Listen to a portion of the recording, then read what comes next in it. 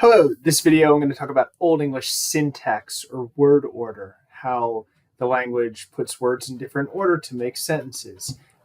This could theoretically get quite technical. I'm going to try to keep it simple and short for the purposes of this video. After all, in this history of the English language class, we are not learning Old English, we are learning about Old English. Let's get started. First of all, on this screen you can see an example of the Exeter book, or a page from the Exeter book, which is a famous manuscript that collects a whole bunch of different Old English poetry. It's dated to around 970. I want you to look at that symbol 7 there. It looks like a 7, but that's actually how Old English scribes wrote the word and. You'll see there's a lot of and. And this speaks to the fact that Old English style was very paratactic rather than hypotactic, and this happened, and then this happened, and then the other thing happened. Rather, this happened so that the other thing happened before that happened. Everything's just sort of placed alongside each other. We'll get to that in a bit. Let's start though, talking about the distinctive features of Old English syntax. For one thing, Old English syntax compared to modern English is more synthetic than analytic. This means that the function of a word in a sentence, whether if it's a noun, for example, if it's a subject versus a direct object versus a possessive, is indicated by changes to the word itself, by morphological inflections, rather than by its position in the sentence. Now, this changes during the Old English period. Remember that the distinction between synthetic and analytic languages is not a switch, it's a slider. And during the Old English period, that slider is going to move a little bit from synthetic towards analytic. And then during the Middle English period, it's going to get way farther towards analytic and to be closer to that end of the spectrum. But at this time, compared to modern English, there's still a relatively free word order in Old English, but there are frequent habits. For example, just as a matter of style in Old English writing, it's often the case that pronouns were pulled out and put at the front, even if they were not subject pronouns. It's also the case that the word order is relatively free, but often you get the direct object before the verb, rather than in modern English, the verb before the object. So rather than saying, I ride horses, in Old English, it would be more common to say, I horses ride. Him thus, here's an example. Him thus lifrea wulderis weldend worldara forjeaf. To him, notice the him is to the front, that Lord, thus lifrea, Wuldris Wealden, Lord of the World. And yes, he says Lord of the World. He says Lord and World Lord. He says Lord twice. This repetition is a feature of literary Old English, which we'll talk about in the next video, called apposition. So he that Lord, world honor, world ara, forjaf, not forgave, but just gave forth, it would mean here. So you can see how it's a little bit different. The other thing about Old English syntax that's quite distinct from early modern or modern English is that there are very few auxiliary verbs. You don't have the would have, could, might, should. The verb system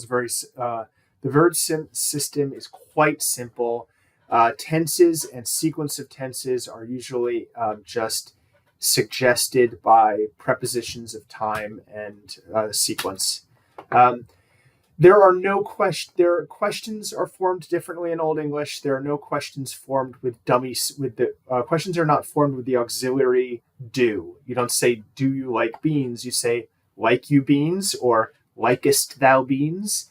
Now, this is still the case in every other Germanic language. In German, magst du Bohnen? Do you like beans?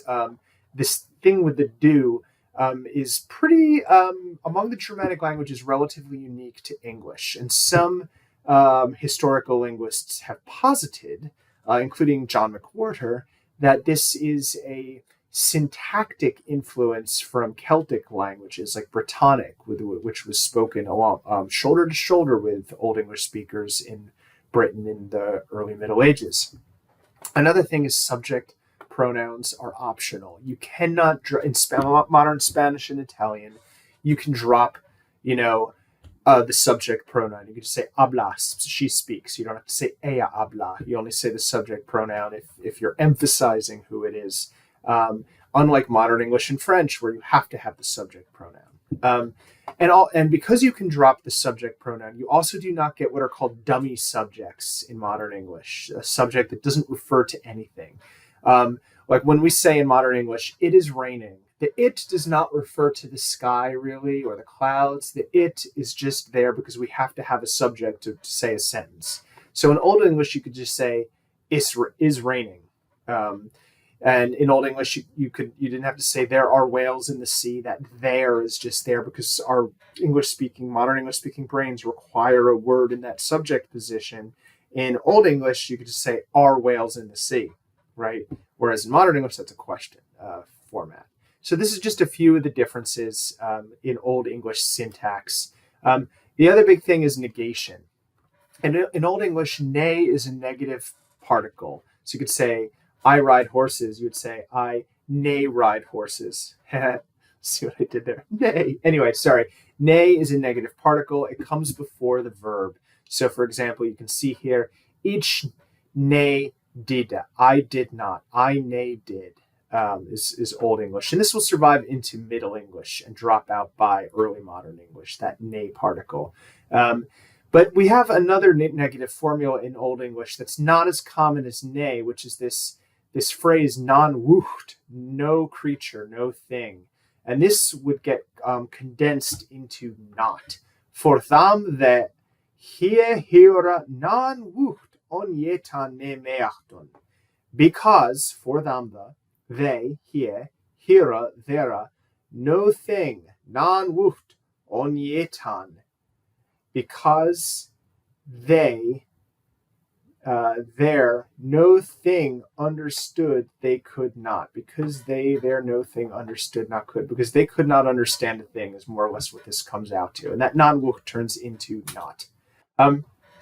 Some of the differences in Old English syntax are not a matter of grammar, but a matter of style, a matter of frequency and preference. And style is often related to the grammar of a language. Some languages lend themselves more to different ways of speaking than others. And in Old English, we're going to see a frequent use of coordination, of and rather than so that, because, on account of.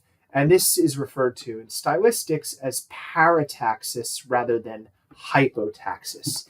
Parataxis is the placing of clauses one after another without subordination, and sometimes even without coordination. I went to the store. I saw my friend. We had lunch together. As opposed to when I went to the store, I saw my friend who I had lunch with. The second sentence there is hypotactic. It's hypotaxis, which comes from Greek. Parataxis is arrangement alongside each other. Hypotaxis is arrangement underneath each other. The word taxis, it means arrangement, more or less, ordering, as in taxidermy, which is the ordering of skins, or tactics, which is the ordering of your troops on the battlefield. So in Old English, it's really common to use parataxis rather than hypotaxis, especially with the connective and, like that 7 we saw in the manuscript at the beginning of the video, and this happened, and that happened, and something else happened, as opposed to hypotaxis, where clauses are connected by subordinating conjunctions and sometimes complicated participle phrases, right? And so instead of saying like, seeing as we have determined this should be the outcome, let us do this, it would be, we see that this should be the outcome, let us do this. See the difference? Good. I guess that's it. I'm not going to get much deeper into Old English syntax because you're not actually learning the language and because it's actually relatively straightforward. The biggest thing if you're going to try to read Old English to remember is that the verbs, one tense does the work of like 3 different modern English tenses. There's no future tense in Old English, as we discussed in the previous video. And it's very often the case that you get a subject, object, verb. I, my breakfast, eat, right? It's very like Yoda-like in that way. Hope this has been interesting to you. The next video, we're going to talk about Old English vocabulary. Thanks for joining me.